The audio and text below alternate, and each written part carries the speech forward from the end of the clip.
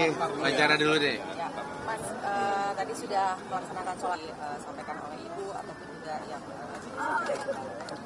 Ya, alhamdulillah pada 1 Syawal 1445 Hijriah yang jatuh pada hari ini, Masjid At-Taufik atau Masjid Taufik Kemas seperti biasa setiap tahun kita menyelenggarakan sholat Idul Fitri berjamaah. Tradisi ini adalah tradisi keagamaan yang memang dianut oleh PDI Perjuangan sebagai partai nasionalis religius yang mengedepankan ide-ide pemikiran-pemikiran keagamaan dan kebangsaan dalam satu tarikan nafas.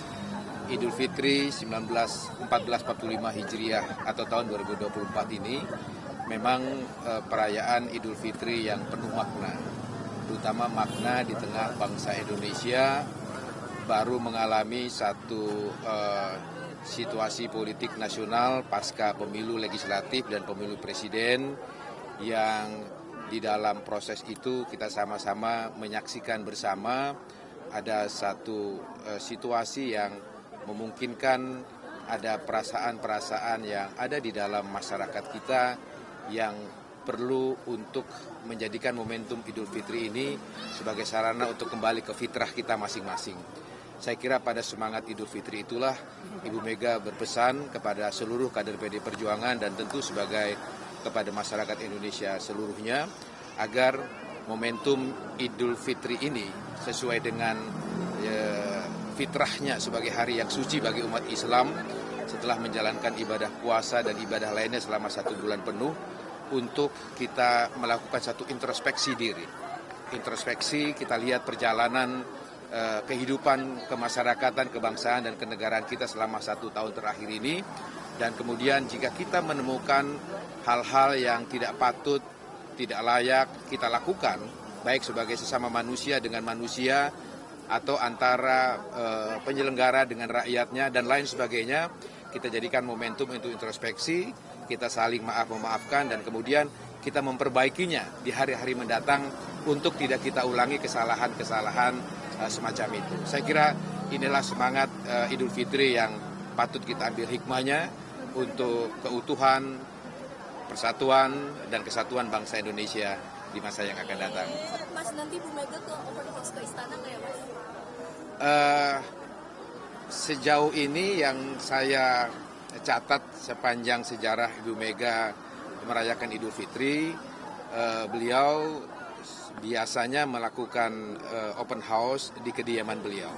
Ya, tetapi mungkin karena situasi seperti ini, open house yang beliau lakukan di rumah beliau di Teguh Umar 29 itu dilakukan secara terbatas, ya, artinya tidak mengundang secara terbuka layaknya pejabat-pejabat tinggi negara melaksanakan open house. setelah ini Mas Bas juga nanti akan ke Teguh Umar. Ya tentu semua keluarga besar DPP PDI Perjuangan dan kerabat-kerabat dekat saudara Ibu Mega, tradisi tahunannya kita bersilaturahmi berlebaran dengan Ibu Megawati Soekarno Putri. Rencananya jam berapa Mas nanti ke Teguh? Insya Allah setelah kami berlebaran dengan keluarga di rumah, kami langsung berlebaran dengan Ibu Megawati Soekarno Putri.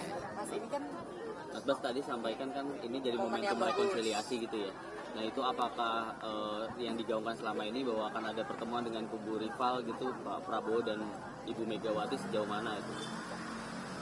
Seperti yang berulang-ulang dikatakan oleh pimpinan-pimpinan PDI Perjuangan yang lain, Ibu Mega ataupun PDI Perjuangan tidak pernah punya masalah pribadi apapun dengan Gerindra dan khususnya Ibu Mega dengan Pak Prabowo. Hubungan pribadi antara kedua beliau itu sepanjang sejarah yang saya ketahui sangat baik hingga hari ini. Sehingga tidaklah tepat kalau dikatakan antara Ibu Mega dan Pak Prabowo harus melakukan rekonsiliasi karena tidak ada perpecahan di antara beliau berdua. Yang terjadi adalah sekedar kompetisi pemilu presiden yang itu kita sudah sepakati sebagai satu sistem bernegara kita bahwa setiap 5 tahun ada kontestasi pemilihan umum legislatif, pemilihan umum presiden dan juga pemilihan umum kepala daerah. Kita harus menganggap hal itu sebagai satu hal yang lumrah menjadi tradisi kita berdemokrasi. sehingga tidak pada tempatnya kalau kita harus mengatakan diperlukan rekonsiliasi antara Ibu Mega dan Pak Prabowo. Tetapi satu hal yang perlu kita ingat bahwa Undang-Undang Pemilu kita mengatur bahwa tahapan pemilu presiden itu masih belum selesai. Masih ada tahapan sengketa PHPU di Mahkamah Konstitusi. Nah, dalam konteks itu saya kira kita harus bedakan mana konteks pribadi yang hubungan Bu Mega dengan Pak Prabowo masih sangat baik hingga saat ini, dan mana konteks bernegara. Ya, dalam konteks pribadi tidak ada persoalan kapanpun mereka beliau berdua bertemu. Tetapi dalam konteks kita bernegara, kita telah bersepakat bahwa Undang-Undang Pemilu telah mengatur bahwa tahapan pemilu akan berakhir setelah MK memutus sengketa PHPU. Dalam hal ini adalah sengketa PHPU hasil pemilihan umum presiden. Setelah itu kemudian pelantikan presiden dan seterusnya. Saya kira mari kita tunggu momentum silaturahmi yang bersifat politik kenegaraan itu setelah PHPU di Mahkamah Konstitusi selesai. Tapi secara pribadi saya kira meskipun mungkin secara fisik belum bertemu antara hati Bu Mega dan Pak Prabowo, saya kira sudah saling kontak batin di antara mereka berdua. Tapi sekali lagi, mari kita ikuti aturan bernegara kita bahwa PDI Perjuangan masih menunggu hasil PHPU di Mahkamah Konstitusi yang prosesnya masih belum selesai. Tapi kalaupun bertemu Mas Des nanti antara Bu Mega dan juga Pak Prabowo, ini apakah sinyalnya nanti PDIP ujungnya akan merapat ke pemerintahan atau belum tentu juga, Mas?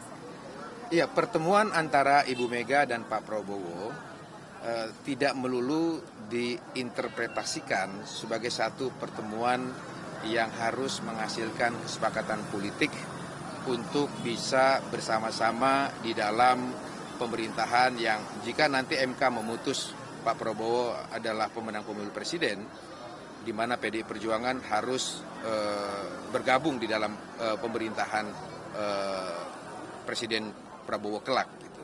Karena di dalam doktrin politik PDI Perjuangan, kita tidak mengenal istilah oposisi politik dalam sistem pemerintahan presidensial. Pancasila yang kita anut sebagai falsafah berbangsa dan bernegara kita, pada esensinya adalah mengajarkan demokrasi gotong royong. Nah, demokrasi gotong royong itu tidak harus diterjemahkan bahwa bergotong royong semua di dalam pemerintahan. Ya, bisa saja kita sama-sama bergotong royong membangun negara Republik Indonesia ini, baik berada di luar maupun di dalam pemerintahan. Intinya kita sama-sama bekerja sama. Kalau kita di luar pemerintahan, maka kita akan bekerja sama dengan pemerintahan Prabowo kelak jika beliau dilantik menjadi presiden dari luar kekuasaan pemerintahan. Tugas kita di luar pemerintahan itu adalah mengawasi jalannya kekuasaan politik yang dipimpin oleh Pak Prabowo. Dan itu dijamin oleh konstitusi dan undang-undang MD3. Karena salah satu fungsi dan wewenang Dewan Perwakilan Rakyat Republik Indonesia adalah wewenang untuk mengawasi jalannya kekuasaan pemerintahan negara. Tetapi sekali lagi, di dalam doktrin politik PDI Perjuangan, hal-hal yang menyangkut kebijakan strategis partai sepenuhnya menjadi hak prerogatif Ketua Umum PDI Perjuangan. Sehingga pada akhirnya kami kader-kader PDI Perjuangan, terutama kami di Dewan Pimpinan Pusat, akan menunggu bagaimana sikap politik terakhir yang akan Ibu Megawati Soekarno Putri putuskan kemudian.